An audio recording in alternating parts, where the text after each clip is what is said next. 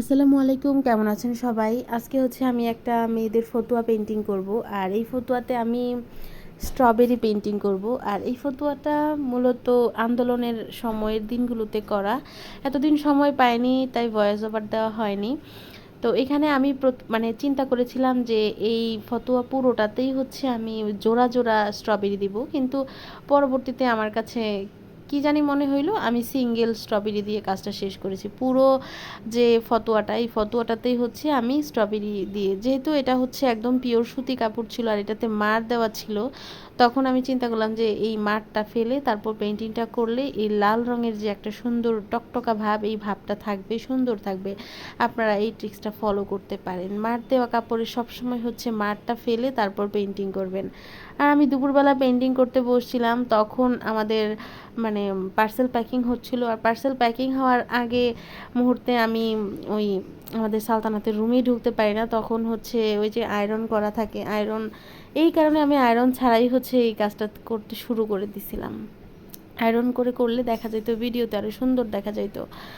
যাই হোক, আপনারা বুঝে নেবেন, কারণ কাপড়টা কিন্তু অনেক সুন্দর, অনেক কমফোর্টেবল।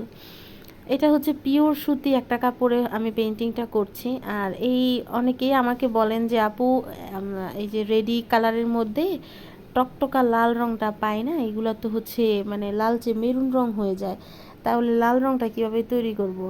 আপনারা হচ্ছে টকটকা লাল রঙটা কীভাবে তৈরি করবেন, সেক্ষেত্রে মানে যে লাল রঙটা আপনারা দোকান থেকে আনেন বা হচ্ছে বিভিন্ন পেজ থেকেই কেনেন, সেটার সাথে একটু কমলা রঙ ইউজ করবেন, তাহলে এই টকটকা লাল রঙের যে ভাইবটা, ওই ভাইবটা চলে আসবে, একটু সুন্দর লাগবে। আমি কিন্তু ভিডিও শুরুতে দেখিয়েছি এই যে স্ট্রবেরিটা আঁকবো, স্ট্রবেরি কিন্তু একটু কমলা লাল টাইপের হয়।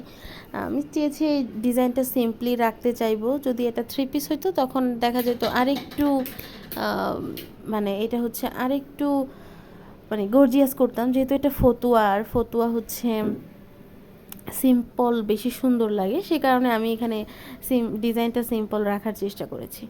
আর এরপরে স্ট্রবেরির মানে সবুজ অংশটা আঁকছি।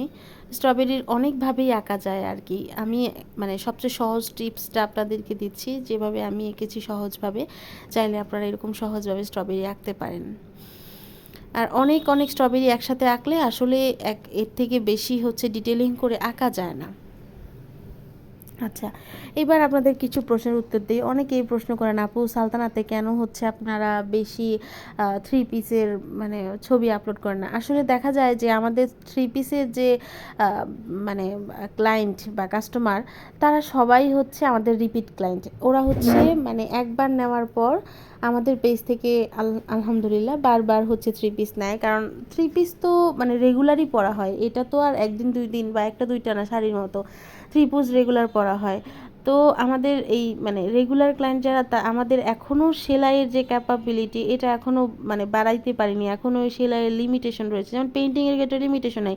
আলহামদুলিল্লাহ আমরা অনেক শাড়ি একসাথে হচ্ছে তৈরি করার মতো মানুষজন আছে আমাদের পেজে, ওই রকম একটা ক্যাপাবিলিটি আছে, কিন্তু সেলাইয়ের ক্ষেত্রে ওইটা আসলে সম্ভব হয়ে উঠছে না, সেলাইয়ের ক্যাপাবিলিটি আমাদের কম। এই কারণে আমি হচ্ছে 3 পিসেরটা একটু কম আপলোড দেই, কারণ আমাদের রিপিট ক্লায়েন্টরা যে অর্ডার করে বা টুকটাক নতুন যারা অর্ডার করে, ওইগুলো হচ্ছে মানে মোট কথা আমরা আলহামদুলিল্লাহ মানে 3 পিসের যে অর্ডারটা আসে সেটাই হচ্ছে আলহামদুলিল্লাহ আমাদের একদম মানে দিতে হিমশিম খেয়ে যায় আর কি। সেই কারণে হচ্ছে ওইভাবে 3 পিসের প্রচারটা পেজে করা হয় না, কারণ ওই ছোট একটা লিমিটেশন আছে, সেই জন্য। যাই হোক, সামনে ইনশাল্লাহ এই সমস্যাটা সমাধান করার চেষ্টা করব। পেন্টিংটা শেষ কেমন হয়েছে জানাবেন, শীঘ্রই পেজে এর ছবি দিব। ভালো থাকবেন।